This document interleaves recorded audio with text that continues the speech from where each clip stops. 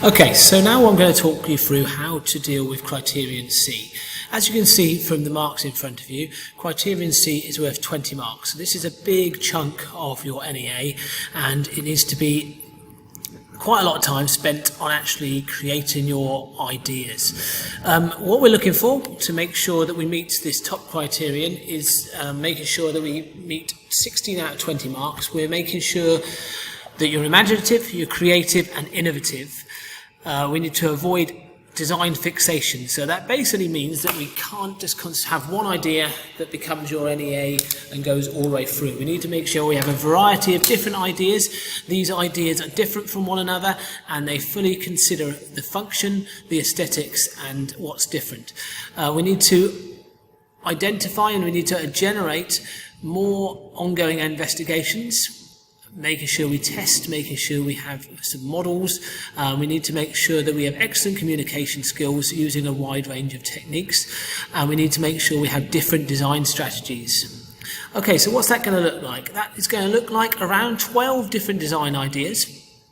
We need to make sure that we think about different ways in which we can come up with these designs. So on your first page, what I'd like you to do is produce a bit of a spider diagram of your first thoughts. This one here was designing a storage device, so she thought about what things she'd like to store, what location it'd be placed in, and also who she was trying to appeal to. And each of these designs had a relevant focus.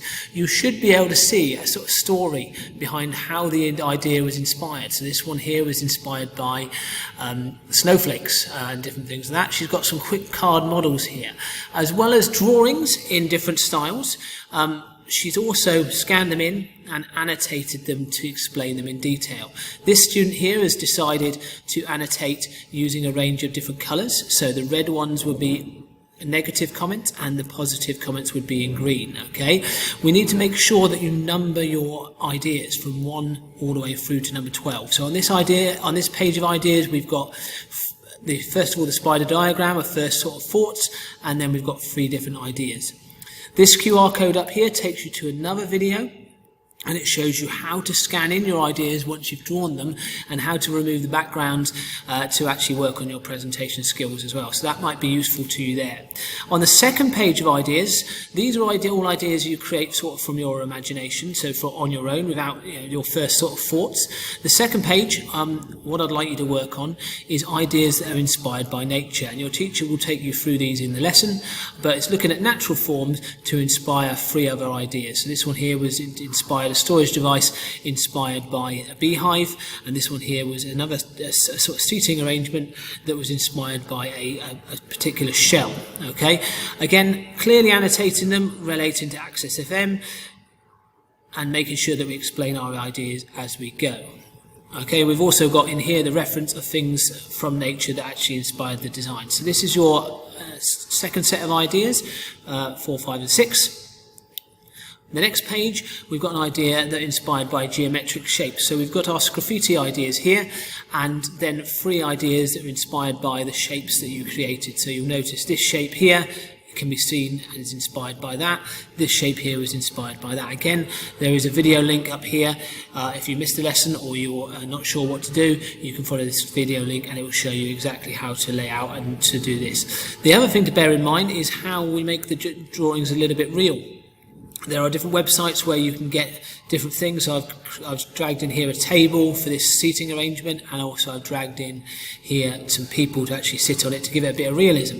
Notice another model here at the bottom which could do with some annotations and some descriptions as well. So this is the second page of ideas. The next page, we need to have some ideas that are inspired by Pinterest. So using Pinterest is a fantastic website that has lots and lots of millions of different ideas for different things. You can type in whatever's relevant to your project and then produce some ideas that are inspired by this. You need to make sure that it's just inspiration. It's not a full copy of these ideas. You're just using those to inspire you to think about different things.